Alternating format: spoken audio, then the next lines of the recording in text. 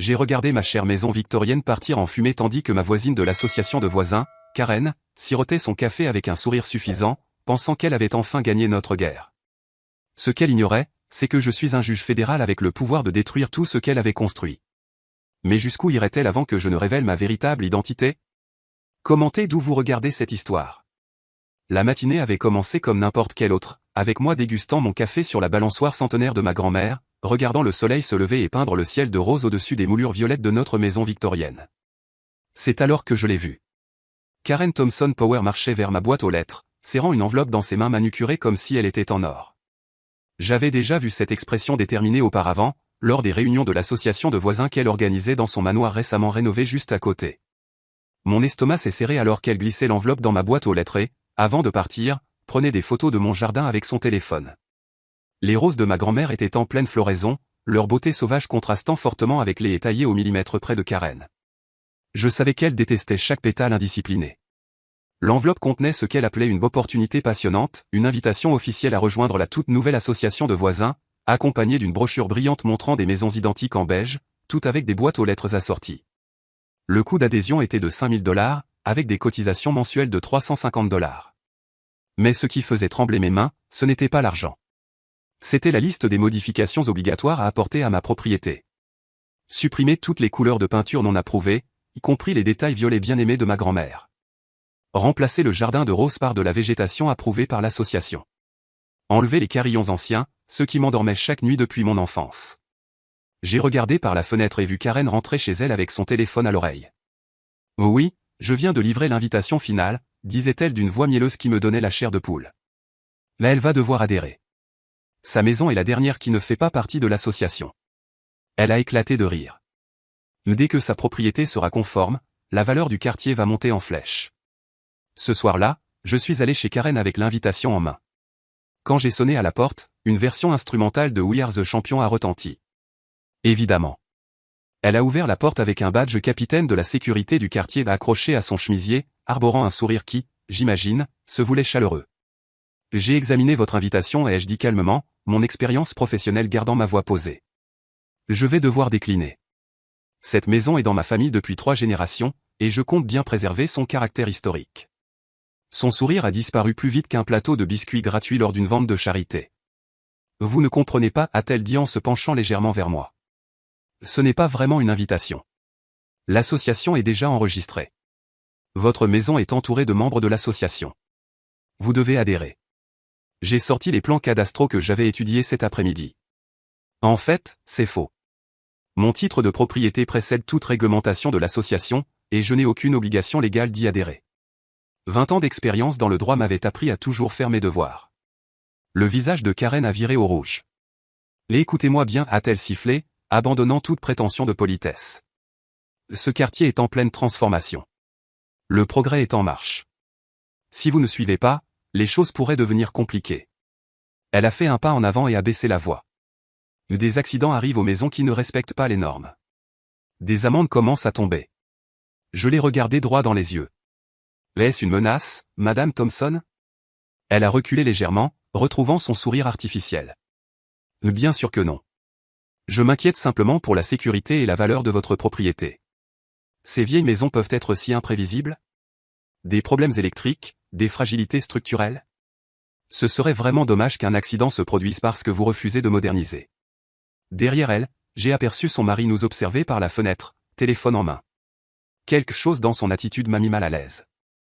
Je me suis retourné pour partir, mais Karen n'a pas pu s'empêcher d'ajouter un dernier avertissement. Une semaine a-t-elle lancé. Vous avez une semaine pour reconsidérer, avant que le conseil de l'association ne se réunisse pour discuter des options d'application. En rentrant chez moi, j'ai remarqué de nouveaux visages observant depuis les fenêtres. Sans doute des alliés de Karen.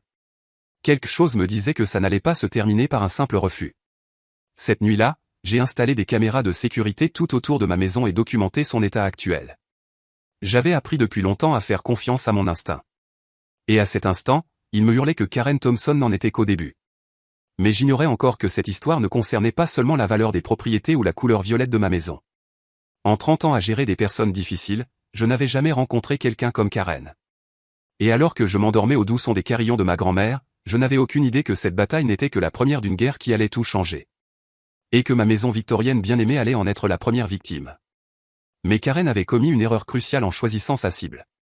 Elle ne le savait juste pas encore. La matinée a commencé avec la voix perçante de Karen juste devant ma fenêtre.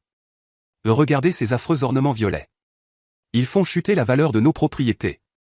Je jetai un coup d'œil à travers les rideaux et la vis diriger un groupe de membres de la patrouille de quartier dans ce qu'ils appelaient leur inspection matinale. Mon cœur se serra en les voyant photographier chaque recoin de la maison tant aimée de ma grand-mère. J'essayais d'ignorer leur présence et de profiter de mon café sur le porche, mais leurs murmures portaient jusqu'à moi à travers la pelouse. As-tu vu ces vieux carillons? Ils ne sont pas approuvés par la patrouille. Et ces rosiers. Ils dépassent la hauteur réglementaire de 3 pouces. Chaque jour apportait de nouvelles plaintes, plus absurdes les unes que les autres. Ils commencèrent à laisser des avis d'avertissement, de grandes feuilles orange collées sur ma porte, mentionnant des infractions qui n'existaient même pas avant la formation de cette patrouille. Soudainement, le jardin de roses historique planté par ma grand-mère était devenu un problème pour le quartier. Les détails victoriens violets authentiques, autrefois admirés par les touristes qui prenaient des photos, devinrent leur cible principale. Un mardi matin, je trouvai Karen mesurant la hauteur de mon gazon avec une règle. 11 pouces et demi. Annonça-t-elle triomphalement à sa complice, Barbara, qui prenait des notes frénétiquement dans un carnet. C'est 3 pouces et demi au-dessus de la limite. Je suis sorti calmement, ma tasse de café à la main. Vous êtes en train de violer une propriété privée, déclarai-je fermement, conscient de mes droits légaux mais sans révéler ma profession. Karen se contenta de sourire avec arrogance et continua à prendre plus de photos. Le harcèlement devint plus sournois.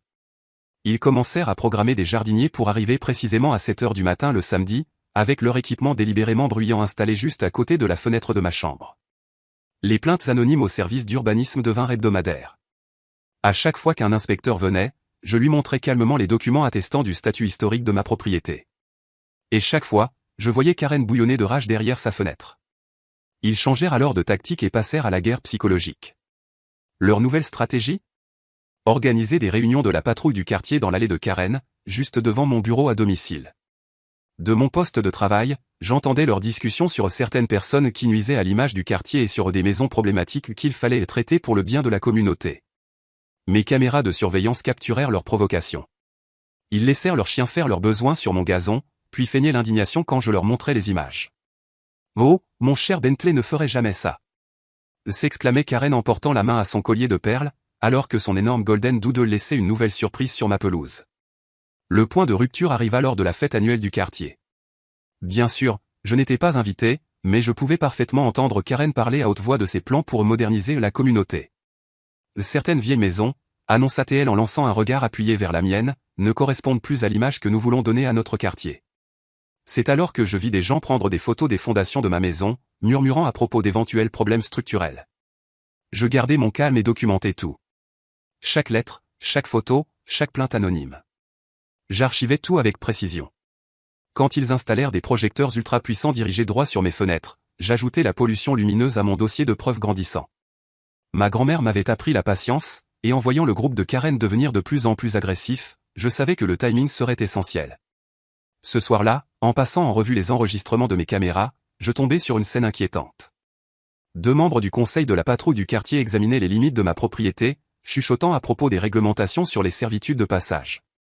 Je reconnus cette expression. Ils préparaient un coup plus grand. Mais ce qu'ils ignoraient, c'est que j'avais passé ma carrière à gérer des gens qui se croyaient au-dessus des lois. Cette nuit-là, en éteignant la lumière du porche, j'observais Karen et son groupe conspirer dans son allée. Combien de temps devrais-je attendre avant de leur montrer à qui ils avaient affaire? Je ne m'attendais pas à surprendre Karen et 2 membres du conseil en train de rôder autour de ma propriété à minuit. Mais ils étaient là, pris en plein flagrant délit par la lumière de ma cuisine alors que je me levais pour boire un verre d'eau. Mon cœur se serra lorsque je vis les pulvérisateurs chimiques dans leurs mains, pointés directement sur le jardin de roses centenaire de ma grand-mère. « Qu'est-ce que vous faites ?» lançai-je depuis mon porche, enregistrant déjà avec mon téléphone. Karen sursauta, mais retrouva rapidement son sang-froid. Son sourire hypocrite, aussi toxique que son produit chimique, se répandit sur son visage. « Oh, nous aidons simplement à éliminer ces espèces envahissantes, répondit-elle d'un ton mielleux, tout en continuant de pulvériser mes roses. La patrouille du quartier a des règles strictes sur les plantes non indigènes. Elle me lança un regard calculé. Si vous rejoignez notre association, nous pourrions gérer ces problèmes de manière appropriée. Je m'avançai lentement, les nerfs en feu, mais ma voix resta posée. Ce ne sont pas des espèces envahissantes, Karen. Ce sont des roses victoriennes de collection, plantées par ma grand-mère en 1960. J'ai toute la documentation originale et leur inscription à la Société botanique. Les deux autres membres du conseil se tortillèrent, mal à l'aise, mais Karen ne recula pas. Eh bien, quelqu'un s'est plaint de l'odeur, répliqua-t-elle en reniflant avec dédain et en ajustant son élégant pyjama de créateur. Et ces épines représentent un danger pour les enfants du quartier. Derrière ma clôture, sur mon terrain privé? Rétorquai-je, en allumant les projecteurs de sécurité. Les limites de propriété sont parfaitement définies et vous êtes en train de commettre une intrusion.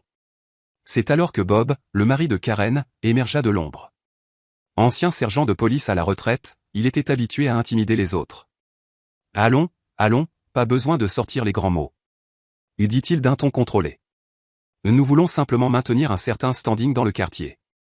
Personne ne veut vivre à côté d'une jungle. » De l'autre côté de la rue, je remarquai Madame Watson, ma vieille voisine, observer discrètement à travers ses rideaux.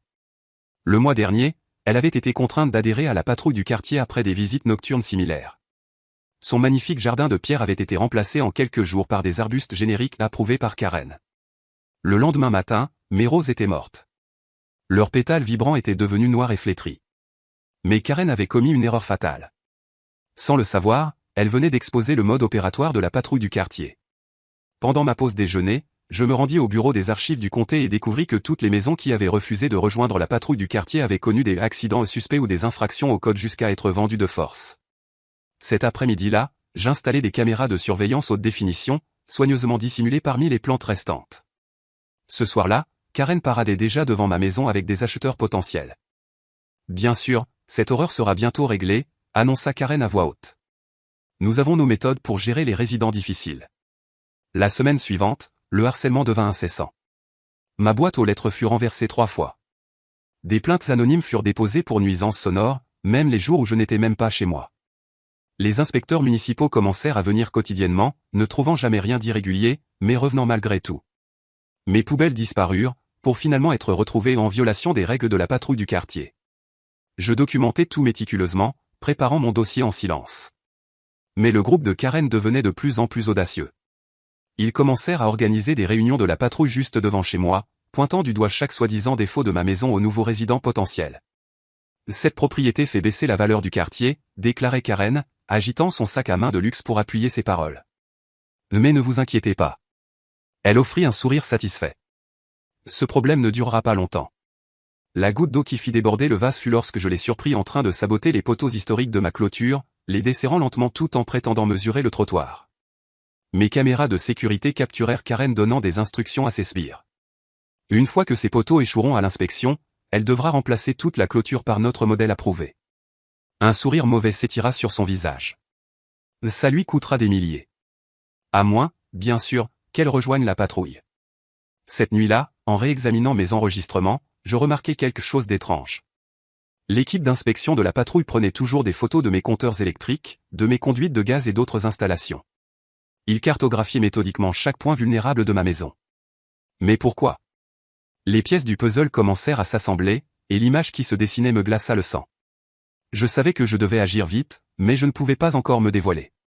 Ce que je ne savais pas, c'est que Karen avait déjà lancé un plan qui allait tout changer. Un plan qui transformerait mes pires craintes en réalité. Mes mains tremblèrent en tenant le journal du matin. Le gros titre annonçait la condamnation à la prison que j'avais prononcée contre un agent pénitentiaire corrompu. La salle d'audience était plongée dans un silence de mort lorsque mon assistante, Émilie, fit irruption par les portes, le visage livide. « Madame, votre maison, elle est en feu. » 5 mots. Ils me glacèrent le sang. J'arrachai ma robe noire et dévalai les marches du tribunal, mon cœur battant à tout rompre. 15 minutes. C'est le temps qu'il me fallut pour rentrer chez moi. Mais ça m'a paru une éternité. Dès que je tournai au coin de la rue, je vis la fumée noire s'élever à 3 pâtés de maison. Mon estomac se figea comme un bloc de glace. Les magnifiques ornements violets que ma grand-mère avait peints avec amour étaient dévorés par les flammes furieuses. Je m'arrêtai brutalement devant ma maison en feu, où les pompiers se battaient déjà contre l'enfer. La chaleur me frappa comme une claque, et les vieilles poutres en bois gémissaient sous l'assaut des flammes. Tout ce que ma famille avait bâti sur 3 générations disparaissait sous mes yeux. À travers mes larmes, je vis Karen debout sur son allée, vêtue de leggings de créateur, sirotant son café hors de prix comme si elle regardait son émission du matin. Ses cheveux blonds parfaitement coiffés brillaient sous le soleil tandis qu'elle bavardait avec d'autres membres de la patrouille du quartier. Il ne faisait même pas semblant d'être bouleversé. Il chuchotait, pointait du doigt différentes parties de ma maison en train de brûler, un sourire discret aux lèvres. Le chef des pompiers, Martinez, s'approcha de moi, le visage grave. Madame, ça ressemble à un incendie électrique. Il regarda la maison en hochant la tête. Ces vieilles maisons, leur câblage peut être dangereux. Mais je savais mieux que ça. Juste hier, j'avais fait effectuer mon inspection électrique annuelle. Tout était aux normes. Comme toujours. J'avais pris mes précautions. Je me rappelais les menaces de Karen au sujet des maisons historiques dangereuses lors de la dernière réunion du quartier.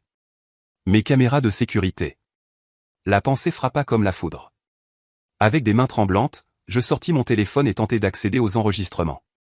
L'écran était noir. Les caméras avaient cessé d'enregistrer mystérieusement à 3 heures du matin et exactement 4 heures avant le début de l'incendie. Ce n'était pas une coïncidence. Tandis que je regardais ma maison brûler, des souvenirs m'assaillirent. À apprendre à faire des biscuits avec ma grand-mère dans cette cuisine. Fêter ma remise de diplôme dans ce jardin. Mon premier jour en tant que juge. Tout était réduit en cendres. Pourquoi? Parce que j'avais refusé de me soumettre à Karen et à sa précieuse patrouille du quartier. Parce que j'avais osé dire non. Parce qu'ils n'avaient pas pu m'acheter. Parmi la foule de badauds, je repérais 2 visages familiers. Bob Johnson et Mike Peters. Membres du conseil de la patrouille. Essayant de se fondre parmi les voisins curieux. Mais leurs chaussures attirèrent mon regard. Les mêmes bottes de travail que j'avais vues sur mes enregistrements la semaine dernière, lorsque mes rosiers avaient été saccagés. Maintenant, elles étaient couvertes d'une étrange poussière sombre. Où étaient ceux de la cendre? Karen s'approcha, son visage affichant une fausse inquiétude. Oh, c'est une catastrophe, soupira-t-elle dramatiquement. Elle prit une gorgée lente de son café. Si seulement vous aviez rejoint la patrouille. Elle sourit d'un air suffisant et venimeux. Nous avons des normes de sécurité très strictes. Mais vous étiez tellement attaché à garder tout historique. Elle prononça le mot comme s'il s'agissait d'une insulte. Je mordis ma langue jusqu'à sentir le goût du sang. Pas encore. Je ne pouvais pas encore jouer ma carte maîtresse. À la place, j'observais Karen sortir son téléphone et taper un message rapidement. Quelques instants plus tard, j'entendis un voisin murmurer. Apparemment, un terrain haut de gamme vient d'être mis en vente dans un groupe immobilier privé. Le feu n'était même pas complètement éteint qu'il tentait déjà de vendre ma maison. Les pompiers finirent par maîtriser l'incendie, mais c'était trop tard. Les magnifiques vitraux victoriens étaient réduits en miettes. Les balustrades sculptées à la main étaient carbonisées. Le toit s'était partiellement effondré. Un siècle d'histoire. Détruit en quelques heures. Je restais là, regardant la fumée monter dans le ciel du matin. C'est à cet instant que je pris ma décision. Karen pensait qu'elle avait gagné, qu'elle m'avait brisé. Mais elle venait de commettre la plus grande erreur de sa vie. Je sortis mon téléphone et passai 3 appels. Un à mon ami au FBI, un autre à mon contact au bureau du procureur de l'État, et le dernier à un détective privé en qui j'avais une confiance absolue. Pendant que je composais les numéros, je vis Karen m'observer, un éclat d'incertitude traversant brièvement son visage. Elle ne savait pas à qui j'appelais, mais quelque chose dans ma posture déterminée sembla l'inquiéter. Parfait. Qu'elle s'inquiète. Parce que, même si ma maison était en ruine, mon véritable pouvoir ne reposait pas sur la propriété, mais sur la justice. Alors que le soleil montait dans le ciel, je ramassais un petit morceau carbonisé de la bordure violette. Ma grand-mère m'avait toujours dit que parfois, il faut tout perdre pour trouver la force de se battre. En regardant une dernière fois le visage suffisant de Karen, je sus exactement ce que je devais faire. Mais avant, je devais comprendre jusqu'où allait la corruption de cette patrouille de quartier. Debout au milieu des cendres de la maison de ma grand-mère, je fis une promesse qui transforma mon chagrin en détermination. Pendant que Karen se pavanait dans le quartier, racontant à qui voulait l'entendre que j'avais mis le feu à ma propre maison pour toucher l'assurance, je tirais lentement les fils qui allaient faire s'effondrer son empire. Mon premier indice important vint d'un vieil ami de la faculté de droit, désormais enquêteur immobilier. Il avait découvert quelque chose d'étrange. Toutes les maisons ayant mystérieusement pris feu dans notre comté ces 5 dernières années avaient été revendues à la même société écran. La propriétaire n'était autre que la belle-sœur de Karen. Mes mains tremblaient alors que je fouillais les registres fonciers, chaque page révélant un schéma trop parfait pour être une simple coïncidence. J'ai engagé un détective privé pour interroger d'anciens voisins ayant perdu leur maison. Leurs histoires étaient identiques à la mienne. Soit ils rejoignaient la patrouille, soit ils faisaient face à du harcèlement, puis du vandalisme, et enfin à des accidents étranges. La plupart avaient fini par abandonner et vendre leur maison pour une bouchée de pain au groupe d'investissement de Karen. Un vieil homme s'effondra en larmes en racontant comment il avait perdu toutes les photos de sa famille dans un incendie suspect dans son garage, un jour après avoir refusé d'adhérer à la patrouille. La plus grande révélation vint d'une source inattendue. L'ancienne trésorière de la patrouille contacta mon avocat et demanda à me rencontrer. Nous nous retrouvâmes dans un petit café discret, dans une ville voisine. Elle fit glisser une clé USB sur la table, les mains tremblantes. 5 ans de registre financier de la patrouille de quartier. Elle m'expliqua comment Karen l'avait forcée à falsifier les comptes, la menaçant de dénoncer son statut de résidente illégale si elle refusait. Les documents révélaient des dépôts en liquide de plusieurs centaines de milliers de dollars. Et chaque dépôt était fait après un incendie accidentel. Mais la pièce maîtresse manquait encore. Karen ne se contentait pas de profiter des incendies. Elle avait aussi une protection de l'intérieur. Son mari n'avait pas seulement pris sa retraite de la police. Il était l'enquêteur chargé des incendies criminels du comté. Chaque incendie suspect sous sa juridiction avait été rapidement classé comme un accident. Aucune enquête. Aucune question posée. Les compagnies d'assurance avaient versé des millions sur la base de ces rapports. Mes caméras de sécurité avaient capturé bien plus que les incendiaires. Elles avaient enregistré des réunions hebdomadaires chez Karen avec des promoteurs immobiliers impatients d'ériger des résidences de luxe là où se trouvaient nos maisons historiques. L'un d'eux s'était même vanté d'avoir soudoyé des responsables municipaux pour modifier les lois de zonage une fois qu'ils auraient acquis assez de propriétés. Tout était savamment orchestré. Karen ciblait des maisons situées dans des emplacements stratégiques, en particulier des propriétés historiques impossibles à reproduire. Elle utilisait les règles de la patrouille pour harceler les propriétaires avec des amendes et des plaintes absurdes. Si cela ne fonctionnait pas, elle passait au vandalisme et aux menaces. Si les propriétaires tenaient bon, des accidents inexpliqués suivaient. Et ensuite, son groupe de spéculateurs achetait les propriétés à un prix dérisoire. En fouillant les archives du comté, je tombais sur la preuve ultime. Karen avait déjà fait cela ailleurs. 3 autres quartiers historiques de comtés voisins avaient subi le même sort. Elle s'installait, créait une patrouille de quartier, poussait les propriétaires récalcitrants à partir, puis revendait les terrains aux promoteurs pour des millions. Elle avait même reçu des prix pour l'amélioration de la communauté. Mais j'avais besoin de plus. J'ai convaincu le FBI d'équiper l'ancienne trésorière d'un micro pour un dernier rendez-vous avec Karen. L'enregistrement révéla tout. Karen se vantant de ses prochaines cibles. Karen plaisantant sur les maisons qui pourraient avoir des problèmes électriques. Karen menaçant de faire disparaître la trésorière si elle parlait. Chaque jour, je regardais Karen se pavaner dans le quartier, planifiant son prochain coup, inconsciente du fait que je bâtissais discrètement le dossier qui la détruirait.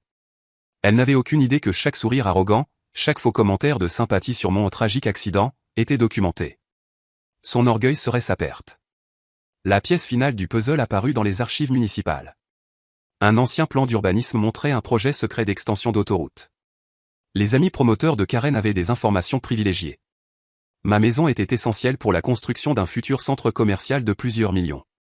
Les parcelles environnantes avaient déjà été achetées sous couvert de société écran. Mais sans ma maison, le projet ne pouvait pas avancer. Je comprenais maintenant pourquoi Karen m'avait prise pour cible. Alors que je finalisais les preuves pour le FBI, Karen s'affolait. Elle déposait des plaintes quotidiennes sur mon terrain abandonné. Elle proposa même une taxe spéciale pour nettoyer la zone, un argent qui finirait directement dans sa poche. Mais chaque pas qu'elle faisait ne faisait que renforcer mon dossier. Cette nuit-là, je me tenais devant le centre communautaire, le cœur battant. Karen entra, un air suffisant sur le visage, avec son café et une pile de documents. La propriété du 247 Maple Street a été officiellement déclarée comme une nuisance publique. Sa voix résonna dans la salle. En vertu de nos pouvoirs d'urgence, nous allons immédiatement procéder à sa requalification. Un murmure d'incompréhension parcourut la salle. Les voisins, ceux qui avaient trop peur de s'opposer à elle, se tortillèrent sur leurs chaises en plastique. Des objections? Karen balaya la salle du regard avec un sourire satisfait. Aucune? Très bien, alors passons à la présentation du projet. Je m'y oppose, Madame Thompson. Le silence tomba instantanément. Tous les regards se tournèrent vers moi alors que j'avançais lentement dans l'allée centrale, mes talons claquant sur le sol en linoléum. Le sourire de Karen vacilla un instant, mais elle se reprit rapidement. Eh bien. Tu es enfin venu admettre ta défaite? Ta maison brûlée est une horreur pour tout le quartier. Nous te rendons service, vraiment. Elle prit une longue gorgée de son café, arborant le même sourire suffisant qu'elle avait eu en regardant ma maison partir en fumée.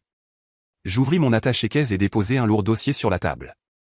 En réalité, je suis ici pour présenter quelques preuves. Je fis glisser des photos sur la table. Voici des images de vous et des membres de la patrouille sur ma propriété la nuit de l'incendie. Étrange, non? Le visage de Karen se crispa. Cela pourrait être n'importe qui. Et en plus, tu ne peux pas le prouver. Oh, mais si, je peux. Je sortis encore plus de documents. Relevé bancaire montrant des paiements suspects vers ta société écran après chaque vente forcée d'une propriété. Des emails détaillant tes plans pour expulser les propriétaires qui refusaient d'adhérer à la patrouille du quartier. Et mon préféré, tes propres messages où tu t'assures que l'incendie électrique est l'air accidentel. La salle fut envahie par des murmures et des soupirs choqués. Les mains de Karen commencèrent à trembler, son café débordant de sa tasse.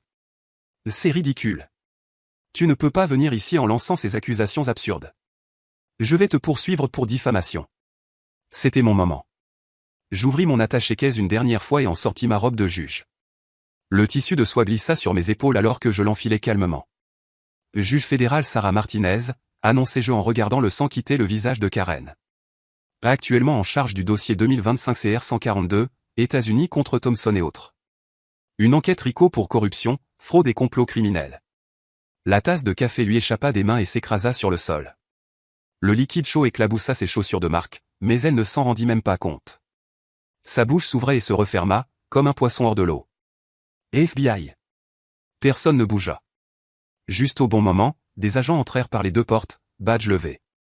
Le mari de Karen, l'ancien sergent de police qui avait enterré tous ses rapports officiels, essaya de fuir par la sortie de secours. Il n'eut pas le temps de faire 3 pas avant d'être plaqué au sol. Je marchai jusqu'à Karen, qui s'était effondrée dans sa précieuse chaise de présidente de la patrouille. Tu sais quelle est la plus grande erreur que font les criminels? Elle leva les yeux vers moi, pétrifiée. Ils deviennent tellement obsédés par leur propre pouvoir qu'ils oublient contre qui ils ont vraiment affaire.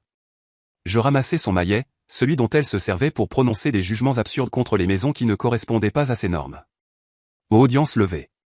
Le cliquetis des menottes résonna dans la pièce tandis que le FBI emmenait Karen et son conseil. Les voisins explosèrent en applaudissements, enfin libérés de la peur et de l'intimidation. Alors que je rangeais mes preuves, Madame Johnson, ma voisine âgée, s'approcha avec les larmes aux yeux et me prit dans ses bras. « On aurait dû t'aider à te battre contre eux », murmura-t-elle. Je lui rendis son étreinte en regardant Karen être escortée jusqu'à une voiture de police. Parfois, la justice prend le chemin le plus long pour arriver à destination.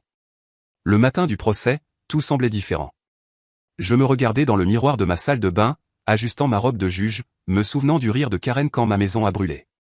Mais maintenant, elle ne riait plus. La salle d'audience était remplie de voisins, de journalistes et de victimes d'autres quartiers, qui avaient témoigné après avoir vu notre histoire aux infos. Karen entra, vêtue d'un costume hors de prix, au lieu de son habituel legging de luxe, mais son visage devint livide en me voyant sur le banc des juges. Je n'oublierai jamais comment elle s'accrocha au bras de son avocat et murmura. C'est elle. La propriétaire de la maison qu'on a brûlée. L'avocat laissa tomber son stylo. Les preuves que nous présentâmes furent accablantes. Notre enquête avait révélé 15 autres maisons qui avaient mystérieusement pris feu après que leur propriétaire ait refusé de rejoindre la patrouille de Karen. Le schéma était toujours le même, harcèlement, vandalisme, incendie. Les maisons brûlées étaient ensuite rachetées par une société écran enregistrée au nom du beau-frère de Karen. Ils avaient déjà gagné des millions. Nous diffusâmes les images de mes caméras de surveillance. La salle entière retint son souffle en regardant Karen et ses complices verser de l'essence sur les rosiers centenaires de ma grand-mère à 2 heures du matin. Karen secouait la tête frénétiquement, murmurant un nom, tandis que sa propre voix résonnait dans la pièce. Une fois que ça brûlera, elle sera obligée de vendre. Mais le plus grand choc vint lorsque son mari, l'ex-policier, témoigna contre elle. Il avait gardé le silence par loyauté, mais en voyant les preuves, il craqua. Il raconta tout. Comment ils sélectionnaient leurs cibles. Comment ils organisaient les attaques. Comment ils soudoyaient les autorités pour fermer les yeux. Karen hurla menteur, si fort que l'huissier dut l'expulser de la salle. Une par une, les victimes se levèrent pour raconter leur histoire. Madame Rodriguez, l'enseignante retraitée qui avait perdu toutes ses photos de famille. La famille Patel, dont les cendres du grand-père avaient été détruites dans un incendie criminel. Chaque témoignage faisait rétrécir Karen dans son fauteuil. Son costume de marque ne pouvait plus cacher la terreur sur son visage. Quand je prononçai le verdict, ma voix était ferme. 25 ans pour Karen. 15 ans pour chaque membre du conseil. Leur visage montrait enfin qu'ils comprenaient que tout l'argent du monde ne pouvait pas les sauver de la justice. Karen tenta de prononcer un discours sur la préservation de la valeur immobilière du quartier. Je l'interrompis de la même manière qu'elle m'avait interrompu chaque fois que j'essayais de parler de l'histoire de ma maison. Cela fait 6 mois maintenant. Aujourd'hui, je regarde les ouvriers terminer les finitions de ma maison victorienne reconstruite. Les moulures violettes sont exactement comme ma grand-mère les avait peintes. Le jardin de roses fleurit à nouveau, grâce aux boutures de la seule plante qui a survécu. La maison de Karen a été vendue pour payer les indemnisations aux victimes. Une famille d'immigrés vit désormais là. Leurs enfants jouent dans le jardin où Karen se tenait autrefois, prenant des photos de mes infractions. Les nouveaux voisins ont créé une véritable association communautaire. Pas une patrouille oppressive, mais un groupe qui aide réellement les gens. Nous organisons des repas de quartier dans mon jardin. Tout le monde apporte quelque chose et partage des histoires. Hier, Madame Rodriguez a apporté ses célèbres empanadas et m'a montré des photos de famille que sa fille avait réussi à restaurer à partir d'albums endommagés. Parfois, en travaillant dans mon jardin, des voisins s'arrêtent pour me remercier. Pas pour être juge, mais pour m'être opposé à ceux qui abusent de leur pouvoir. Les infos locales ont fait un reportage sur comment notre quartier, autrefois terrorisé par Karen, est devenu une vraie communauté. Ils ont interviewé les Patel, qui accueillent désormais nos réunions mensuelles dans leur magnifique jardin. Dans mon bureau au tribunal, je garde la tasse de café que Karen a laissé tomber en découvrant qui j'étais. Elle me rappelle que la justice peut être lente, mais elle finit toujours par triompher. Comme ma grand-mère le disait toujours. Et chaque matin, je bois mon café dans mon jardin de roses, en regardant le soleil se lever derrière mes fenêtres violettes parfaitement repeintes, sachant que parfois, la meilleure vengeance est de reconstruire quelque chose d'encore plus beau que ce qui a été détruit.